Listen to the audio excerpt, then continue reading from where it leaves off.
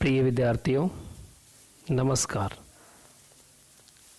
आपका हमारे YouTube channel पर हार्दिक स्वागत है। आज मैं आपको 12वीं क्लास की इंग्लिश की ए बॉयज सॉन्ग जो पोइम है वो मैं आपको पढ़ाऊंगा।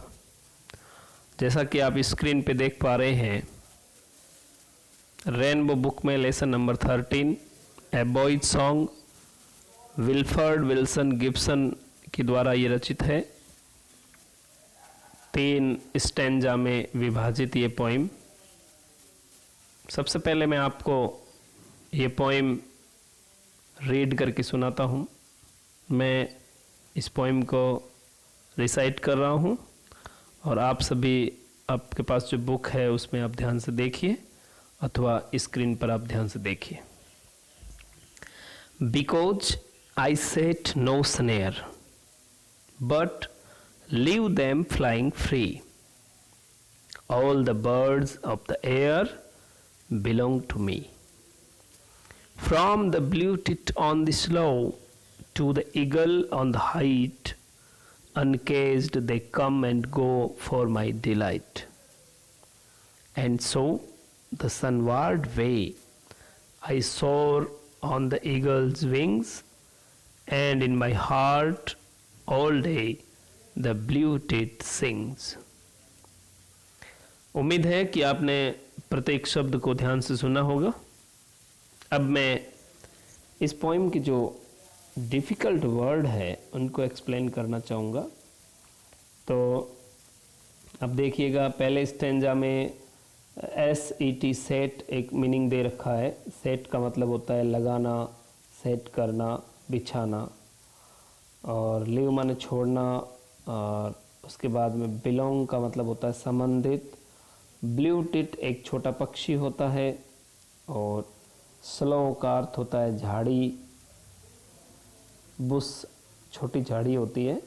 To the eagle on the height, इसमें ईगल आप जानते हैं, ईगल एक बड़ा पक्षी होता है, बाज जिसको कहते हैं। अनकेज्ड का मतलब होता है स्वतंत्र, और डिलाइट, ये जो वर्ड है डिलाइट, इसका मतलब होता है खुशी, हैप्पीनेस।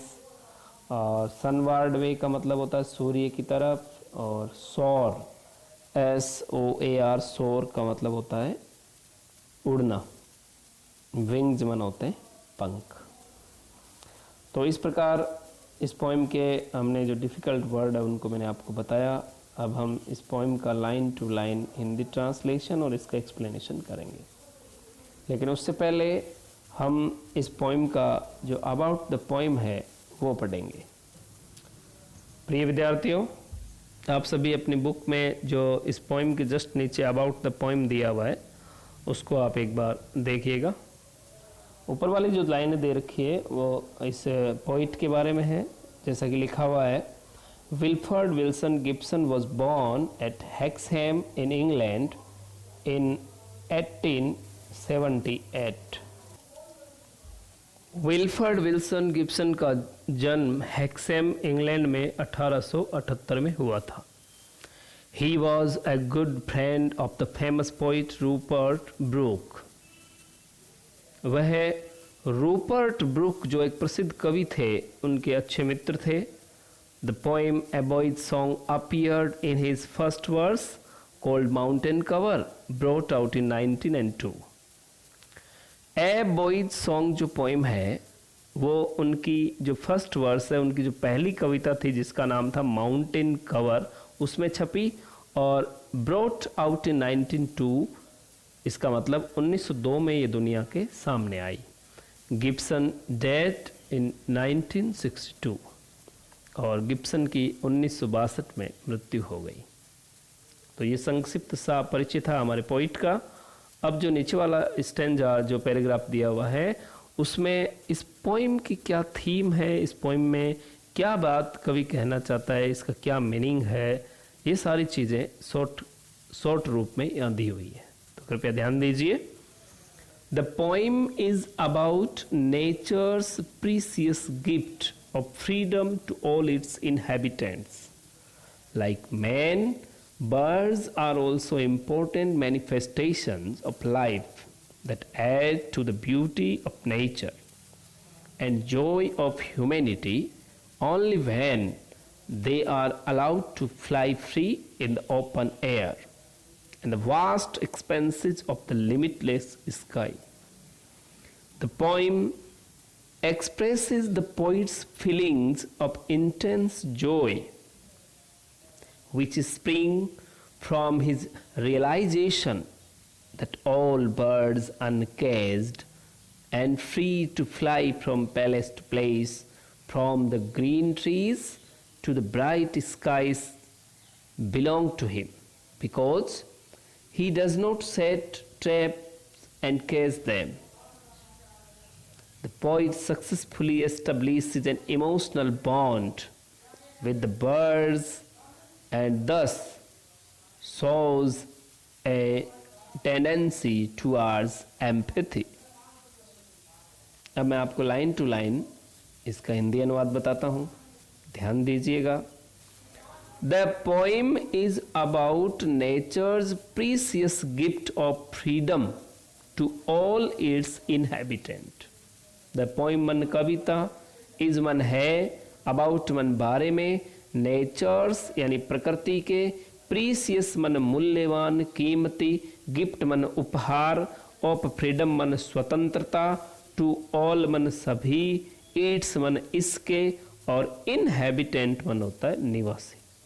तो इस लाइन का हिंदी ट्रांसलेशन क्या हुआ कि ये कविता इस प्रकृति के जितने भी निवासी है उनके लिए जो स्वतंत्रता, जो मूल्यवान गिफ्ट है, उसके बारे में इस कविता में चर्चा की गई है. अर्थात इस प्रकृति में जो भी जीव है, जंतु है, पेड़ पौधे हैं, उन सबको प्रकृति ने स्वतंत्रता गिफ्ट में दी है.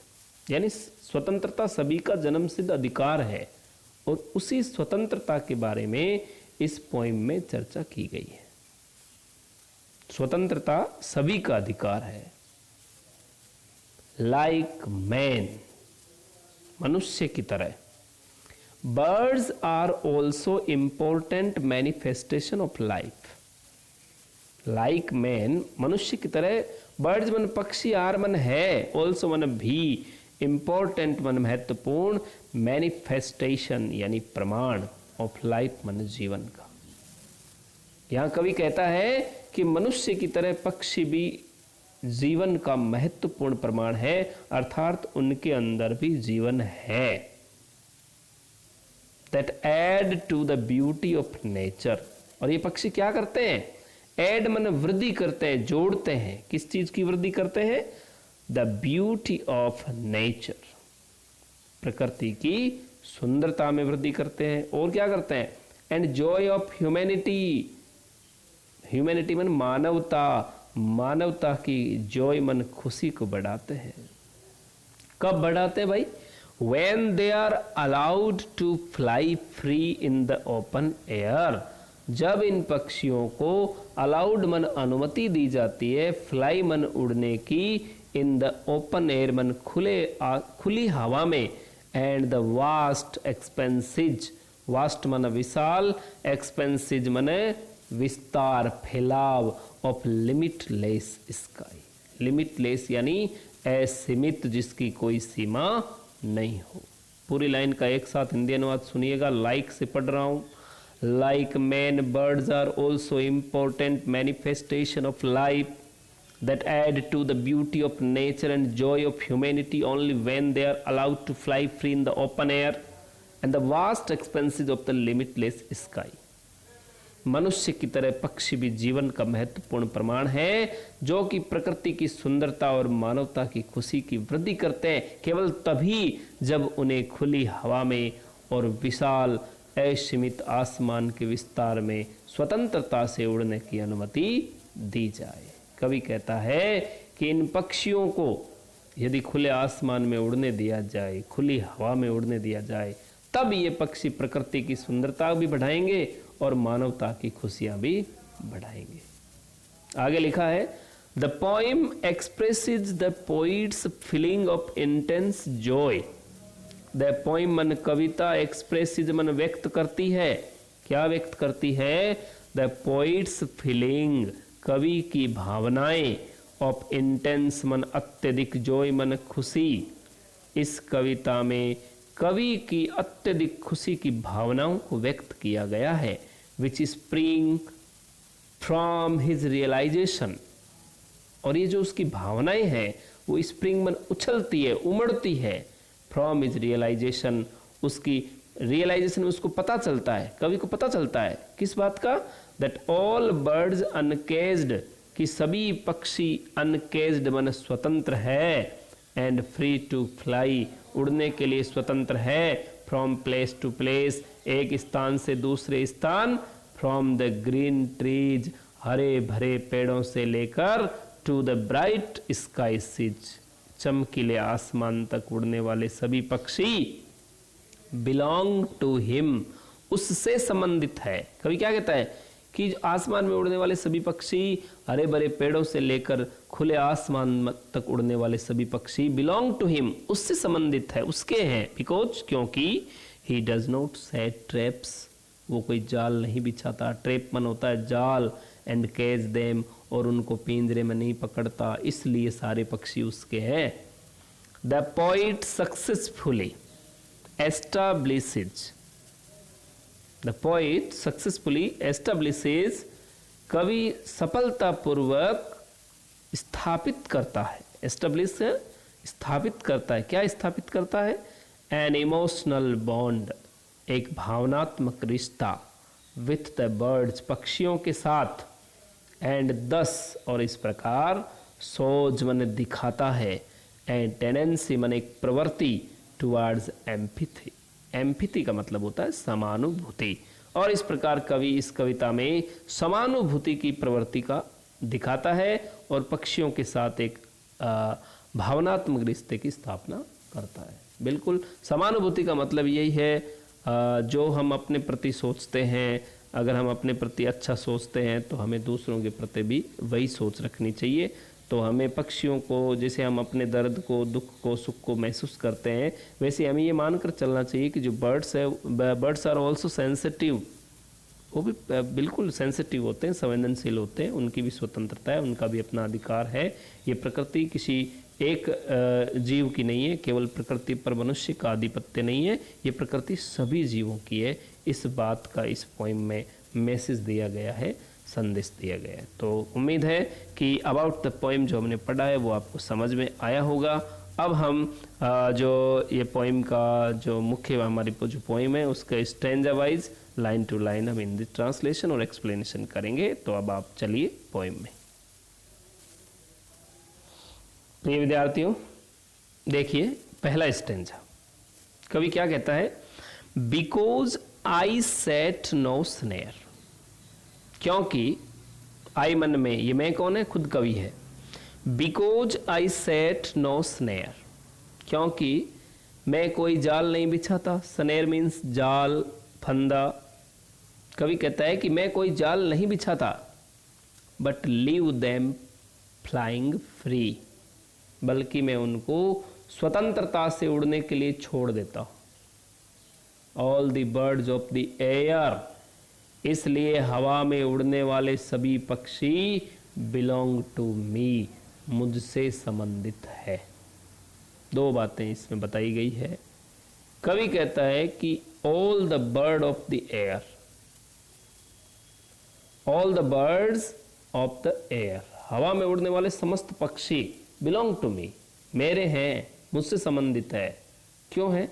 Because I set no snare, क्योंकि मैं कोई जाल नहीं बिछाता, बल्कि मैं पक्षियों को आसमान में उड़ने देता हूँ। इस बात को आप थोड़ा अलग एंगल से समझिए। जैसे कोई शिकारी है और वो पक्षियों को जाल में पकड़ लेता है, मान लेते हैं उसके जाल में 10, 15, 20, 25 पक्षी पकड़े गए, तो शिकारी क्या कहेगा कि इस जाल के अंदर फंसे हुए पक्षी मेरे हैं। तो कवि कहता है मैं तो जाल नहीं बिछाता हूँ, अगर मैं जाल बिछाता तो उसके अंदर फंसने वाले पक्षी मेरे होते। चूंकि मैंने जाल नहीं बिछाया है, इसलिए बाकी के जितने भी हवा में उड़ने वाले पक्षी है वो मेरे हैं। तो यहाँ कवि आपको एक हिडन मीनिंग देना चाहता है कि जो समानुभूति की जो भावना है, जो दया की भावना, वो बड़ी होती है। जो शिकारी होता है, जो पक्षियों का शिकार करता है, जो किसी पर आधिपत्य करता है, उसकी कोई चीज़ सीमित मात्रा में हो सकती है, वो संपूर्ण प्रकृति पर अपना अधिकार नहीं कर सकता। Second stanza of this poem, please listen intentively, ध्यान दीजिए। From the blue tit on the sloe, अब ऊपर वाली जो स्टैंजा में बात कही गई है उसका ही आगे विस्तार दिया गया है। कभी कहता है all the bird of the air, हवा में उड़ने वाले सभी पक्षी। अब जिज्ञासा होती है भाई हवा में उड़ने वाले कौन से पक्षी, तो कभी बता रहा है from the blue tit on the slow. Blue tit एक छोटा सा पक्षी होता है, वेरी स्मॉल बर्ड, ये ज़्यादा ऊंचाई पर नहीं उड़ता है, मोस्टली ये झाड़ियों पर बैठता है, जो नीची नीची कम हाइट की जो झाड़ी होती है उस पर बैठ रहता है, नीले रंग का पक्षी होता है। तो कभी कहता है from the blue tit on the sloe, झाड़ी पर रहने वाले ब्लू टिट से लेकर to the eagle on the height, दूर आसमान में ऊंचाई पर जो ईगल उड़ता है वहां तक सभी पक्षी मेरे हैं। अनकेज्ड, ये स्वतंत्र है। They come and go for my delight, और ये पक्षी मेरी डिलाइट यानी मेरी खुशी के लिए कम एंड गो, आते जाते रहते हैं। बिकॉज क्योंकि पक्षी स्वतंत्र है, इनके ऊपर कोई पिंजरा कोई जाल नहीं है, तो ये आने जाने के लिए स्वतंत्र है। और जब मैं, कवि कहता है, जब मैं इनको उड़ते हुए देखता हूँ, चहकते हुए देखता हूँ, फुदकते हुए देखता हूँ, तो मुझे बहुत डिलाइट यानी प्रसन्नता होती है। नेक्स्ट और last stanza of this poem, अब कवि अंतिम स्टैंजा में कल्पना करता है, इमेजिनेशन करता है।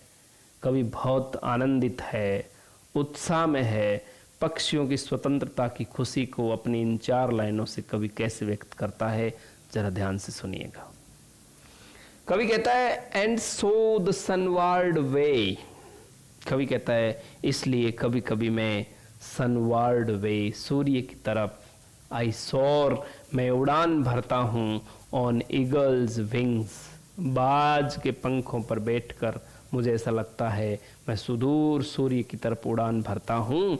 एंड इन माई हार्ट, और मेरे दिल में, ऑल डे, पूरे दिन, the blue tit sings, blue tit का गाना बजता रहता है। इन 4 लाइनों के माध्यम से कवि कहना चाहता है, कल्पना कर रहा है कि मुझे ऐसा लगता है कि मैं ईगल के पंखों पर बैठकर सूर्य की तरफ उड़ान भरता हूँ, उस समय मेरे दिल में ब्लू टिट का गाना बजता रहता है। तो कवि पक्षियों की स्वतंत्रता का बहुत बड़ा हिमायती है। वो चाहता है कि इस प्रकृति के सभी जीव स्वतंत्र रहे, आसमान में स्वतंत्रता से विचरण करते रहे। यही भावना कवि ने इस कविता में व्यक्त की है। आपको ये पोइम पसंद आई होगी।